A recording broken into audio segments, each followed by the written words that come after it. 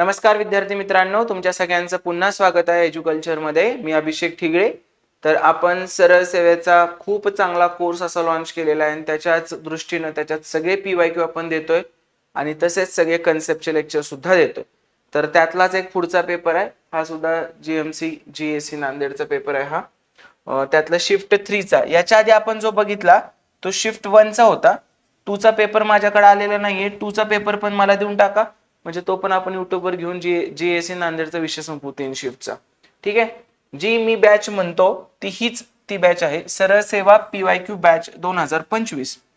याच्यामध्ये शिकवणारे सुद्धा 2 फोल्डर आपण देतोय, मॅथ आणि रिझनिंगचे, ज्याच्यात प्रॉपर बेसिक पासून शून्य एक्झाम्पल पासून शिकवलं जातं, एकदम शून्यातून टाइप वाईज सगळं घेतलं जातं। आणि त्याच्यानंतर मग ह्या सगळ्या एक्झामचे पीवायक्यू घेतो आपण, बीएमसी, समाज कल्याण, तलाठी, कोशागार, जीएमसी, जीएससी, जे काय असतील ते सगळे आपण याच्यात घेतो। तुम्ही मला रिस्पॉन्स शीट पाठवायची आणि मी त्याचं लेक्चर घेणार। तर या बॅचची फी 999 रुपये आहे आणि 1 वर्ष व्हॅलिडिटी आहे। तुम्हाला एका वर्षासाठी एक लेक्चर कितीदाही बघू शकता आणि दुसरं काहीही करायची तुम्हाला सरळ सेवेसाठी गरज लागणार नाही। कन्सेप्ट पण याच्यातच समजावून देतोय आपण आणि पीवायक्यू सुद्धा सगळे याच्यातच। एवढे पीवायक्यू आता महाराष्ट्रात कोणी सुद्धा घेतलेले नाही, तेवढे सगळे पीवायक्यू या बॅच मध्ये आहेत।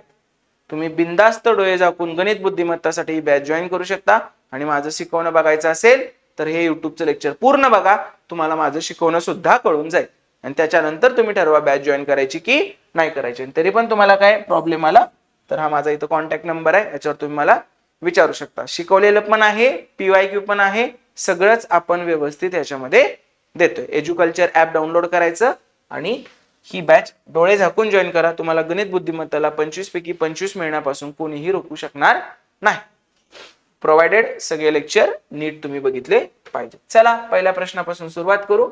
जर 10 बिस्किटाच्या पाकिटांचे वजन 2500 ग्रॅम आहे तर 16 पाकिटांचे वजन किती? आता 10चं 2500 म्हणजे 1चं 250, मग 1चं 250 आहे तर 16चं किती? 16 शून्य शून्य, 16 पंचे 80, 16 दुनी 32 आणि 8 40, 4000 ग्रॅम म्हणजेच किती केजी रे? 4 केजी। 4000 ग्रॅम आहे म्हणजे केजी मध्ये किती येणार ते? 4 केजी। 1 केजी म्हणजे 1000 ग्रॅम। सोपा प्रश्न होता। चला पुढे काय, मी तुम्हाला नेहमी सांगितलंय अशा प्रश्नांना काय करायचं, पहिल्यांदा तर सगळं व्हेरिएबल एका ठिकाणी करून घेऊया आपण। 225x upon 0.225 is equal to 22.5 छेद x। मी काय सांगितलं, व्हेरिएबल एका ठिकाणी करून घेतलं, x गुणिले x स्क्वेअर, परत इकडे काय येते 22.5 गुणिले 0.225 छेदामध्ये इकडचं 225। चला जेवढे वरचे पॉइंट घालवायचे तेवढे खाली आपण शून्य देत चालू।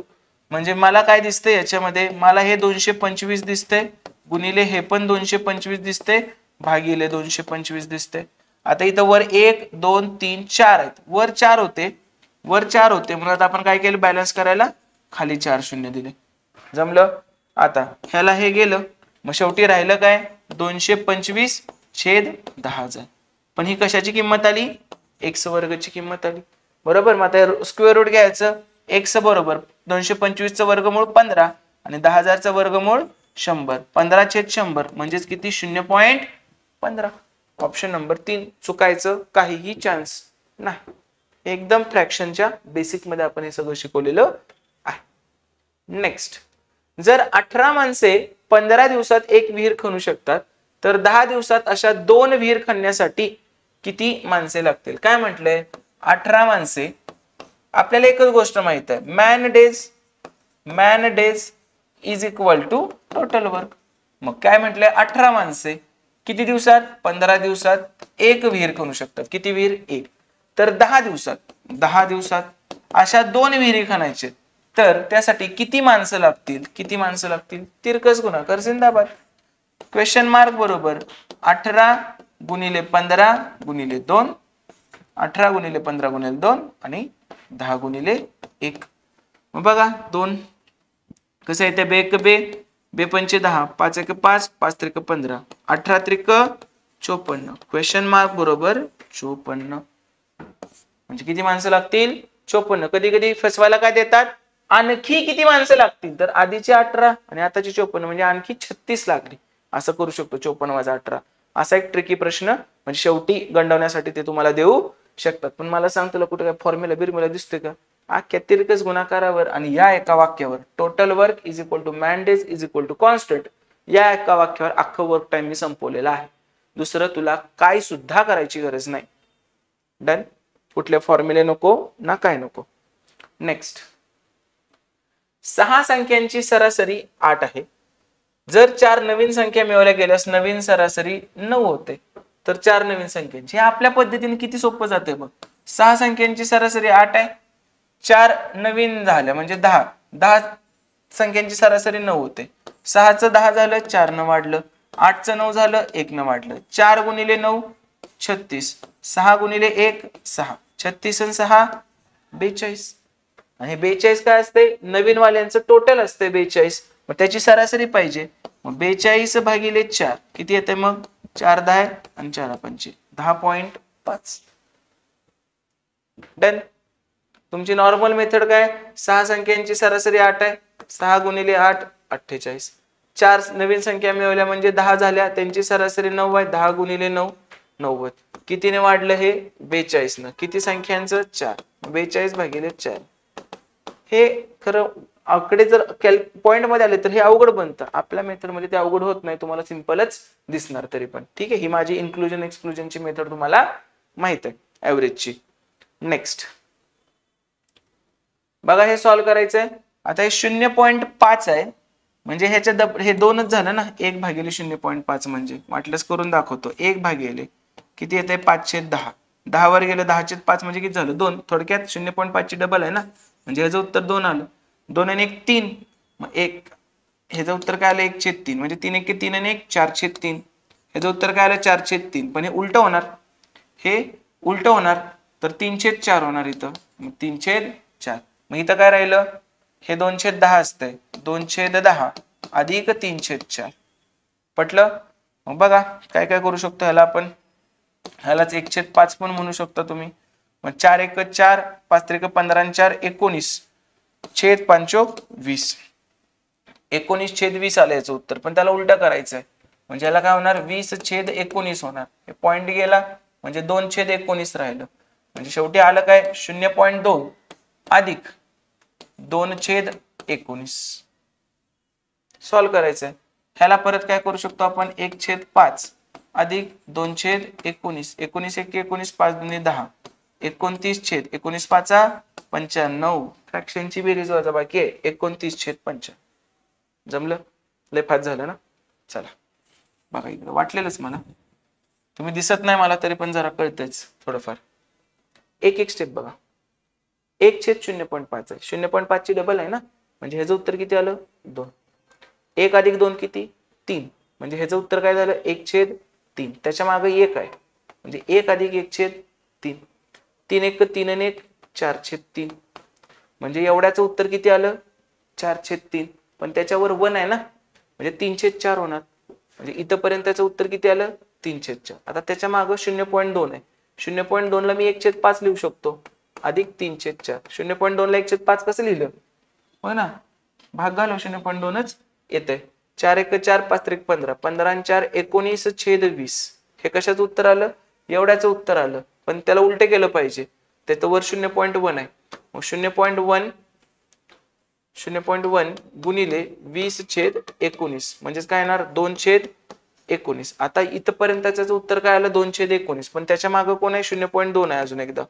ह्याला काय लिहितो आपण, 1/5 अधिक 2/19.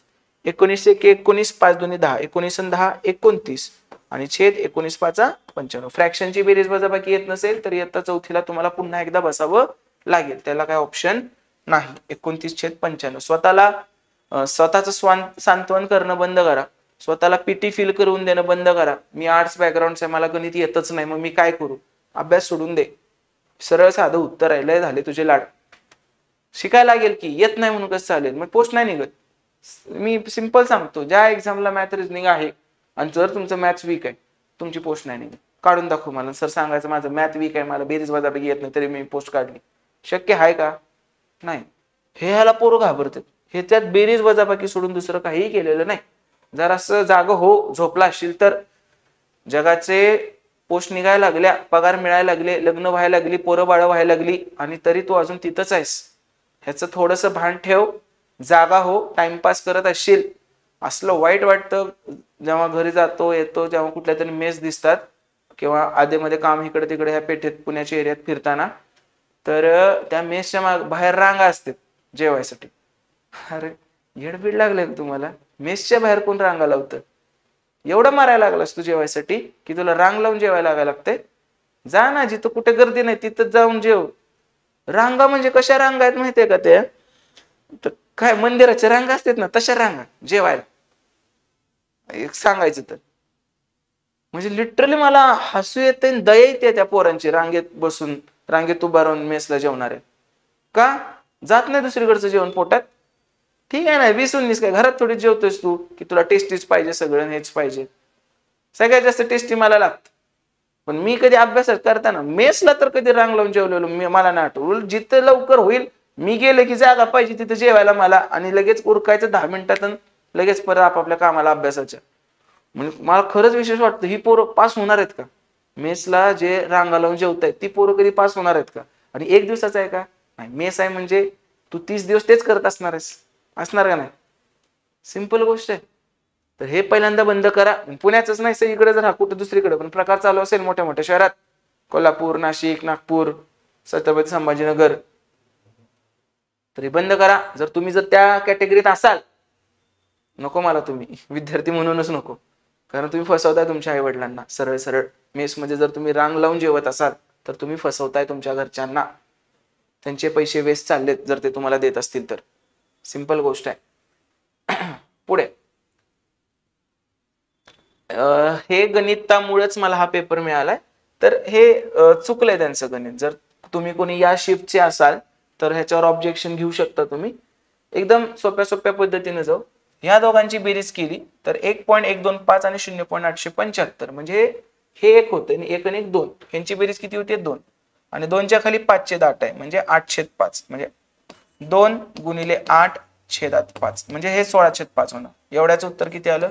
16/5 गुणिले 0.36 भागिले 1.2 आहे. 0.36 भागिले 1.2 म्हणजे ह्याला 2 शून्य वाढवले, खाली पण 2 शून्य वाढवा म्हणजे 36. 1.2 चे 2 शून्य वाढवले म्हणजे 120. त्याला सोडवलं. परत भागाकार करू आपण. भागाकार 5.5 भागिले 1 म्हणजे 11×5=55. ह्याचं 5 आलं. ह्याचं डायरेक्ट 2 येत नाही, तुम्हाला प्रोसिजर सांगतो. 2.2/9 येणार भागिले 1.1/9 येणार ह्याचं आन्सर. मग 9 दोन्ही 18, दोन्ही 18 2 20/9 आणि 9 1 9 1 9 1 9 1 10/9. 9 9 कॅन्सल आणि 10 2 20 असं 2 आलं ह्याचं उत्तर. बरोबर. म्हणजे भागिले 5 अधिक 2 किती आलं? 7. जमलं. मग त्या भागाकाराचा गुणाकार करू. गुणिले 1/7. चला जेवढं जेवढं जमतंय तेवढं तेवढं करूया. 4 चोक 16, 30 चोक 20 असे. 6 36, 6 पंचे 30. जमलं. शेवटी काय येतंय? 6 चोक 24 आणि 5 5 25 7 पावणे 200. 24/175 हे एक्सचं उत्तर आलं. बरोबर. त्याने 12/x विचारलंय म्हणजे 12/24 भागिले 175 म्हणजेच काय येणार? 12 गुणिले 175/24. 12 दुनी 24. तर 82 16 एक उरला, 2 7 14, 2 5 10. याचं करेक्ट उत्तर पाहिजे 87.5. पण तसा कुठलाच ऑप्शन नाहीये. याचं करेक्ट उत्तर काय येणार आहे? 87.5. हे याचं आन्सर असलं पाहिजे. बेसिक वर खूप जोर दिसायला लागला आताच्या रिसेंट पेपर मध्ये. तर तुम्ही पण बेसिक चांगलं करा. बेसिक पक्क करा. मी बेसिक साठी 9 लेक्चर घेतोय 2-2 तासाचे. 18 तासाचा बेसिकचा कंटेंट आहे. ते ह्याच्यासाठीच आहे. हे मला तुमचं चांगलं करून घ्यायचं. नेक्स्ट बघा. 72 भागिले 3 24. परत 15 - 9 6 8 48 वजा 6चा वर्ग 36 भागिले 3 12. हे सगळे एका ब्रॅकेट मध्ये भागिले इकडचं बघू 6 अधिक 4 वजा 1 3 3 त्रिक 9 9 6 15 डायरेक्ट भागिले 15 करू. परत इथं काय होणार आहे? 48 मधून 12 गेले 36, 36 आणि 24 60 आणि भागिले 15, 60 भागिले 15 किती येते 4. Option number 1. सरळ साधा सोपा प्रश्न, दुसरं काही तुम्हाला अवघड करायचं नाही याच्यात. एकदम व्यवस्थित बॉडमास, आधी ब्रॅकेट सॉल्व्ह करणे, नंतर ऑफ, नंतर डिव्हिजन, नंतर मल्टिप्लिकेशन, ऍडिशन, सबट्रॅक्शन पैकी काही पण तुम्ही आधी करू शकता, काही फरक पडत नाही. दोन्ही पुस्तकं आहे ती आतापर्यंत घेतली असतील तुम्ही, नसतील घेतली तर डोळे झाकून घ्या. चला, एक्स मधून एक्सच्या 2% वजा करणे म्हणजे एक्सला टिंबटिंबने गुणाकार करण्यासारखेच आहे. काढून बघायचं. एक्स मधून एक्सचं 2% वजा केलं, 2% म्हणजे 0.02, 0.02 वजा केलं तर एक्सला कितीने गुणण्यासारखे आहे? एक्सला मी म्हणतो क्वेश्चन मार्कने गुणण्यासारखं आहे. चला याचं काढू. एक्स वजा 0.02 म्हणजे 0.98 एक्स बरोबर एक्स गुणिले क्वेश्चन मार्क. एक्स ला एक्स कॅन्सल, क्वेश्चन मार्क बरोबर काय आलं 0.98.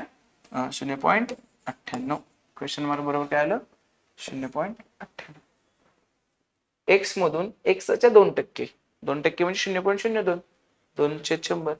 तर हे किती आलं 0.98. एक्स बरोबर एक्सला कितीने गुणलं question mark. X X cancel, question mark म्हणजे 0.98. लहान मुलाचा प्रश्न होता, पण कसं आहे इकडून तिकडून फिरवून विचारलं की आपण बावचळतो लगेच. लिहून करायचं, काहीच भ्यायचं कारण नाही. रमणचे उत्पन्न 28,000 आहे. तो त्याच्या उत्पन्नाच्या 15.5% बचत करतो. जर त्याचे उत्पन्न 33% वाढले आणि त्याचा खर्च 5% वाढला तर त्याची बचत काय होईल? सेम असाच प्रश्न त्या जीएससी नांदेडच्या फर्स्ट शिफ्टच्या पेपरमध्ये पण आपण पाहिला होता. 28,000 आहे, ह्याला काय ऑप्शन नाही, आपण असं पण बघितलेलं. 28,000 आहे, 28,000. बचत किती करतोय 15.5, 15.5% बचत करतोय, सेव्ह करतोय पैसे. 2 शून्याला 2 शून्य गेले, हे 0 पॉइंटला गेला म्हणजे 155 गुणिले 28 राहिलं. 155 गुणिले 28 बचत करतोय. 28 पंचे 40 हातचे आले 14, 28 पंचे 40 आणि 14 140, 154. ठीक आहे. परत 15, 28 एके 28 आणि 38 आणि 5 43, 4340, 4340. ओके, तर 4340 झालं. आता ही बचत झाली. त्यांचं काय म्हटलंय आता खर्च पण काढू. मग खर्च कसा काढणार? 28,000 मधून जर मी 4340 वजा केलं तर हा खर्च झाला. शून्यातून शून्य गेले 0, 10तून 4 गेले 6, परत 10तून 4 गेले 6, परत हात चालू आहे 28 म्हणून 5 गेले 23, 23,660. हा काय झाला खर्च. आता त्यांनी काय म्हणले त्याचा खर्च 5% वाढलाय, त्याचा खर्च 5% वाढलाय. म्हणजे आधी 23,660 होता तर तो आता किती झालाय 23,660. 5% वाढला म्हणजे 105% झाला. बरोबर. हे काय येणार 21 पाचा 5 दर्शे 20 पाचा 100. शून्याला शून्य गेलं, बेकबे बेकबे बेकबे 82 16 बेत्रिक 6, 1183 गुणिले 21. नवीन खर्च काय झाला मग 21 त्रिक 63, आजचे आले 6, 21 8 68 असे 168 आणि 6 174, 21 एके 21, 21 आणि 31 आणि 7 38, आजचे आले 3, 21 एके 21 आणि 3 24, 24,843 नवीन खर्च झाला. आता त्याचा पगार पण वाढलाय 33%. आधी 28 होता 28,000, आता 33% वाढला म्हणजे नवीन पगार काय झाला 133%. 2 शून्याला 2 शून्य गेले. आता गुणा परत 28च, 1 शून्य तर इथं वाढला ह्याचा 28 त्रिक 84, ह्याचे आले 8, 28 त्रिक 84 8 92, ह्याचे आले 9, 28 एके 28 आणि 9 37. त्याचा पगार किती झाला 37,240 आणि त्याचा खर्च किती आहे नवीन खर्च 24,843. मग नवीन बचत किती 24,843. 10तून 3 गेले 7, 14तून 5 गेले 9, 12तून 9 गेले 3, 7तून 5 गेले 2, 3तून 2 गेला 1, 12,300. तर त्याची बचत 12,300. ठीक आहे बरोबर आहे. काय झालंय बचत किती झाली 12,397. नवीन बचत झाली. त्यांनी काय म्हटले त्याची बचत काय झालं म्हटलं, त्याची बचत काय झाली. आधी किती होती बचत 4,340. मी हा ऑप्शन शोधत होतो. त्यांनी विचारले की बचतीत काय घडलं. नवीन बचत एवढी झाली 12,397 वजा 4,340. 7 नावातून 4 गेले 5, 3 3 गेले 0, 12 4 गेले 8. बचत त्याची 8,057 न वाढली. बरोबर होतं आपलं सगळं, काही चुकलेलं नाही. ठीक आहे. मी हा ऑप्शन शोधत होतो बचतीत काय झालं. तर त्याची बचत 12,397 झाली, पण कितीने वाढली इथून इथं चेक करायचं. ही जुनी बचत बघा. पुन्हा एकदा फक्त असं रिकॅप करतो. 28,000 पगार होता, 15.5 बचत होती, तर 4,340 जुनी बचत झाली. मग जुनी बचत वजा केली, हा जुना खर्च झाला. ही जुनी बचत झाली, हा जुना खर्च झाला. जुना खर्च. ठीक आहे. मग परत त्याचा खर्च वाढलाय 5%, म्हणजे ह्या खर्चाचं 105% काढलं, हा काय झाला त्याचा नवीन खर्च झाला. परत त्याचा पगार 33% वाढलाय, म्हणजे हा काय झाला त्याचा नवीन पगार झाला. नवीन पगार झाला. आणि त्याच्यातून खर्च वजा केला तर ही काय झाली त्याची नवीन बचत. ही जुनी बचत, ही नवीन बचत कितीने वाढली 8,057 ने वाढली. ओके. नेक्स्ट सरळ रूप द्यायचंय बघ.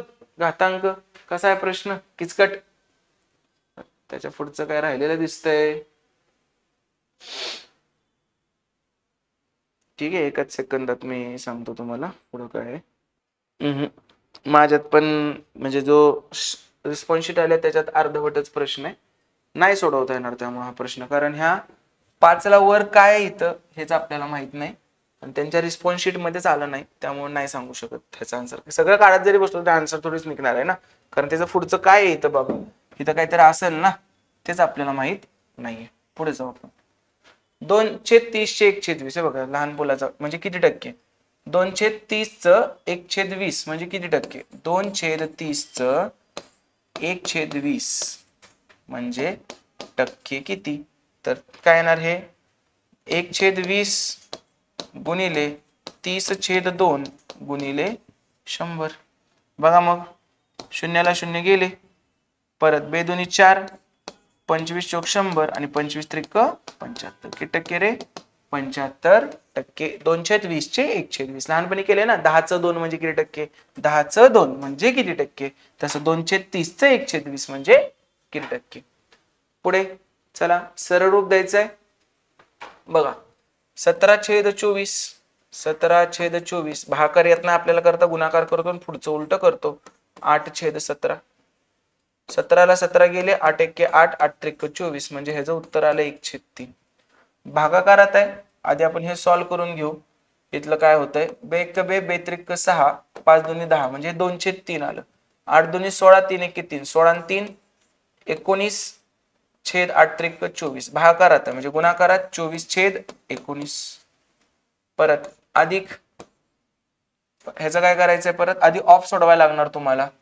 19/11 गुणिले 11/7 11 11 गेले 19/7 राहिलं. 8/7 गुणिले 7/19 करायला लागेल भागिले म्हणजे 7/19 केलं आपण. बोर्डकडे बघत राहा, तुला बरोबर कळत राहते सगळं. कळलं. 8/19 आलं. 8/19 इथं काय येते 24 1 24 19 त्रिक 57 अधिक 8/19. दोघांचा छेद 57 करू. हे 24च राहील. इथं 3 गुणले म्हणजे इथं पण 3 गुण. 8 त्रिक 24 24 आणि 24 48/57. ठीक आहे. 3 भाग जातो याला. 16 त्रिक 48 19 त्रिक 57 म्हणजे 16/19. Option number 2. कळलं का. सगळ्यांना समजलं व्यवस्थित. काही प्रॉब्लेम येणार नाही. सरळ रूप परत बेसिक बॉडमास फ्रॅक्शन इंडायसेस ह्याच्यावर निम्मे प्रश्न आहेत जवळजवळ. चल 13चा वर्ग 169 अधिक 11चा वर्ग 121 अधिक 169चा वर्गमूळ 13 आणि 13 दुनी 26 13 दुनी 26 आणि 2 28. परत 6 आणि 1 7 आणि 9 16. चाला 1 8 आणि 1 9 2 11 आणि 6 17. चाला 1 2 आणि 1 3 आणि 1 4 आणि 1 5 576. पण त्याच्या मागे वर्गमूळ आहे तर 576चा वर्गमूळ किती असते 24. ऑप्शन नंबर नेक्स्ट, ही परीक्षांची टेस्ट सिरीज आहे. कंबाईनचा अभ्यास करत असाल तर टॉपिक वाईज टेस्ट आहेत, 30 टॉपिक 20 प्रश्न. ही जॉईन करू शकता. एकही प्रश्न रिपिटेटिव्ह नाहीये, प्रत्येक प्रश्न याच्यामध्ये आपण वेगळा घेतलेला आहे. बघा रिझनिंग सुरू झालंय आता. काय म्हणते रिझनिंग? ब्लड रिलेशनचा प्रश्न आहे, डायरेक्ट सुरू करू. डॉलर, डॉलर म्हणजे काय? आई. टी ही आई आहे कोणाची? सी ची. परत स्त्री असेल तर सर्कल करतो. स्टार, स्टार म्हणजे पती, सी हा पती आहे एम चा. परत एम, पर्सेंटेज, पर्सेंटेज म्हणजे मुलगी, एम ही मुलगी आहे डी ची. म्हणजे ह्या दोघांचं लग्न नाही, लग्न नाही लावता येणार, पती आहे तर एवढंच येतंय. तर एम चे टी शी नाते काय? एम कोण आहे? टीचं. तर टीचं कोण आहे रे? एम मुलाची बायको आहे, टीच्या मुलाची पत्नी, टीच्या मुलाची पत्नी. इझी होता. रिझनिंग ह्यांना काय जमलं नाही विचारायला, सारखं तेच तेच तेच तेच कंटाळवाणं. मॅथ्स खूप भारी जमलंय सरळ सेवेला, TCS ला विचारा. एका विशिष्ट सांकेतिक भाषेत रिझनिंग आपलं एमपीएससीच बेस्ट आहे. म्हणजे एक नंबर प्रश्न आधी विचारायचे, आता ते पण सोपे यायला लागले. आधी खूप भारी रिझनिंगचे प्रश्न असायचे. सीसॅट जेव्हा क्वालिफाय नव्हतं ना, त्याच्या आधी सगळ्याच परीक्षांना चांगले यायचे. आणि सीसॅट जसं क्वालिफाय झालं तसं सगळ्याच परीक्षांना ऍव्हरेज प्रश्न यायला लागले रिझनिंगचे, काय एवढे काही खास येत नाही. त्यामुळे जुने प्रश्न डेफिनेटली तुम्ही वाचा. बघा, एका विशिष्ट सांकेतिक भाषेत मिल 5 4 8 6 असं लिहिलं जातं, तर काम असं लिहिलं जातं. तर सी काय आहे? आता मला सांगा, इथं एल आहे, ए आहे आणि एम आहे. एल ए एम 3 कॉमन आहेत. आणि आकडे कुठले कॉमन आहेत? 6 8 5, 6 8 5, 6 8 5. म्हणजे त्यांनी तुला सी ला विचारले, मग सी ला काय उरतं रे? 2. सी ला काय आहे? 2. पुढचा प्रश्न बघा, LANGUID या शब्दातील प्रत्येक अक्षराची मांडणी. मांडणी म्हणली की एकदा लिहून घेऊ आपण, LANGUID. आणि याची अल्फाबेटिकली मांडणी करायची. पहिल्यांदा ए येणार, नंतर डी येणार, नंतर जी येणार, नंतर आय येणार, आय, नंतर JKLMN आणि यू. आणि त्यांनी आता काय म्हटलं आपल्याला, एच नाही आय येणार इथं. ठीक आहे, त्यांनी आपल्याला काय म्हटलंय, डावीकडून चौथ्या आय आणि उजवीकडून पहिल्या यू यांच्यामध्ये किती अक्षरे आहेत? आता ABCDFGHI JKLMN OPQRST म्हणजे 10 आणि 1 11. आय आणि यू मध्ये किती अक्षर आहेत? 11 अक्षर आहेत. Option number 3. नेक्स्ट, हिंदू ज्या शब्दातील प्रत्येक अक्षराची वर्णमाला क्रमाने मांडणी केल्यास अक्षरांचे स्थान बदलणार नाही. किती अक्षरांचे? HINDUS. चला मांडणी करू. पहिल्यांदा काय येते? डी, ABCDEFGH, नंतर येते आय, नंतर येते JKLMN PQRSTU. सगळ्यांच्या जागा बदलल्या, कोण सुद्धा त्याच जागेवर राहिलेलं नाही, म्हणून काय आन्सर येणार? एकही नाही. पुढे, बेनिफिट्स या शब्दातील प्रत्येक अक्षराची मांडणी केली तर स्थान बदलणार. काय तेच लहान मुलांसारखे प्रश्न आहेत. बघा, BENEFITS. सगळ्यात पहिल्यांदा काय येते? बी, बीचं बी ठेवलं. BCDE, ईचं ईच ठेवलं. परत इथं पण ई येणार.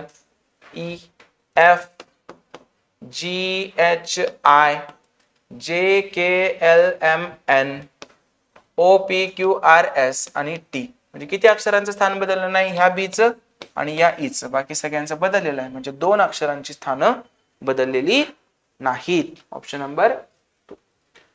आता बघा पुढे, BCDTUV आणि WH 7 मित्र उत्तरेकडे तोंड करून एका सरळ रांगेत बसलेले आहेत. 7 मित्र एका सरळ रांगेत बसलेत. 1 2 3 4 5 6 आणि हे 7. सी आणि डब्ल्यू यांच्यामध्ये केवळ 3 मित्र बसलेले आहेत. सी आणि डब्ल्यू यांच्यामध्ये 3 मित्र बसलेले आहेत. डी हा डब्ल्यूच्या लगतच्या डावीकडे बसला आहे. डी डब्ल्यूच्या लगतच्या, पहिल्यांदा लिहून घेतो आपण फक्त, डी डब्ल्यूच्या लगतच्या डावीकडे बसलेला आहे. बी च्या उजवीकडे कोणीही बसलेलं नाही. बी च्या उजवीकडे कोणीच नाही म्हणजे बी इथं असणार आहे. बी आणि डी यांच्यामध्ये 2 जण बसलेत. बी आणि डी यांच्यामध्ये 2 जण बसलेले आहेत. परत डी च्या उजवीकडे डब्ल्यू आहे, डी च्या उजवीकडे डब्ल्यू आहे. त्याला 3 सोडून 1 2 3 सोडून सी बसलाय, तर इथं सी लिहिलं. केवढं काय काय मिळालं आपल्याला. टी हा व्हीच्या लगत उजवीकडे बसलेला आहे. टी हा व्हीच्या लगत उजवीकडे बसलाय. मग राहिला कोण आपला यू. यू कुठे येणार आपला इथं. खडा कोड. प्रश्न कितीदा वाचला एकदा. उत्तर आलं. जे माहित नाही ते इथं लिहिलं, जे माहित आहे ते त्याच्यात टाकलं. तर यू आणि टी यांच्यामध्ये किती मित्र बसलेले आहेत. यू आणि टी यांच्यामध्ये किती मित्र बसलेत. 2 मित्र बसलेत. Option number 1. कळालं समजलं. हे जे लिहिलेले पीडीएफ आहे ना आपण ती अभिषेक सीसॅट याच्यावर टाकतो आपण. अभिषेक सीसॅट. आणि बॅच मध्ये तर सगळं आहे. हे टेलिग्राम चॅनल आहे आपलं. आणि बॅच मध्ये तर सगळ्याच्या अनोटेशन टाकलेल्या आहेत. जेवढ्या तुम्हाला स्क्रीनवर दिसत आहेत त्या जेवढं लेटेस्ट घेतलेत पेपर त्या सगळ्याच्या समाज कल्याण, कोशागार, जीएमसी चे सगळे, बीएमसी चे सगळ्याच्या टाकले. अभिषेक सीसॅट टेलिग्राम चॅनल जॉईन करा. त्याच्यावर सगळं आपण अपडेट तुम्हाला मिळत राहतील वेगवेगळ्या. बघा आता इंग्रजी वर्णमालेचा प्रश्न आहे. आपल्याला माहिती आहे काढून ठेवायला लागतं आपल्याला. D E F G H I J K L M N O P Q R S T U V W X Y आणि झेड. ठीक आहे. हे आता थोडं लागेलच आपल्याला, सो याला कॉपी पण करून घेऊ आपण.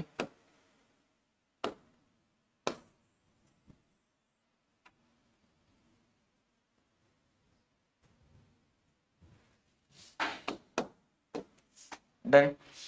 पहा आता जी के एन ई हे के एच आर बी शी संबंधित आहे. जी के एन ई के एच आर बी काय रिलेशन आहे. जी च के.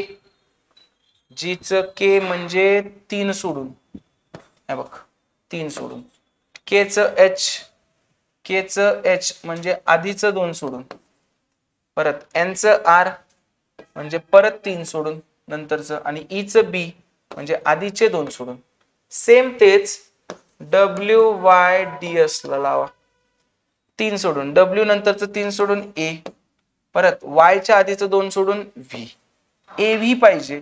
एकच ऑप्शन आहे. पुढचं काय करत पण नको बसू. नुसतं ए च जरी काढलं असतं तरी चाललं असतं आपल्याला. ओके. कळतंय सगळ्यांना व्यवस्थित. चला पुढे. त्यांनी चिन्ह बदलायला सांगितलेत आपल्याला. 35 काय करायचंय गुणिले आणि भागिलेची अदला बदल करायचे. 35 भागिले 7 आणि अधिक आणि वजाची. वजाचा अधिक केलं 16, भागिलेचं गुणिले केलं आणि अधिकचं वजा केलं. हे करा हे करा. 35 भागिले 7 5 16 48 वजा 15. 5 वजा 15 वजा 10. 48 वजा 10 38. जमलं. नेक्स्ट.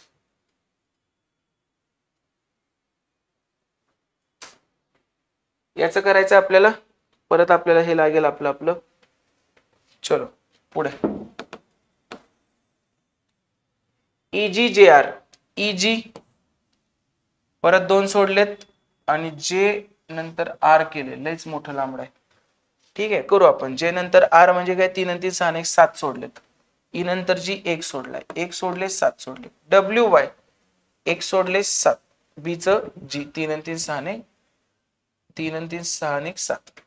परत 1 सोडलाय एफ आणि एन 3 3 6 आणि 7 7 सोडले. R T. आर नंतर टी 1 सोडला. डब्ल्यू नंतर के 3 आणि 3 6 आणि 3 9 2 11 आणि 12 13 सोडले. काय वेगळंच केलं विचित्र, त्यामुळे हेच गटात बसत नाही. 1 7 1 7 1 7 असं आपल्याला पाहिजे होतं. चला पुन्हा त्याच्यावरचा प्रश्न. काय पॅटर्न बदलतोय सांग बरं. पण हे सुद्धा पॅटर्न लोक घेत नाही. काय वेगळंच काय तर घेत बसतात टीसीएस म्हणलं की. A D G. ए नंतर 2 सोडून डी. डी नंतर 2 सोडून G. C F I. C नंतर 2 सोडून एफ. एफ नंतर 2 सोडून I. F L R. F नंतर एल आहे म्हणजे 3 आणि 2 5 सोडून एल. एल नंतर 5 सोडून आर.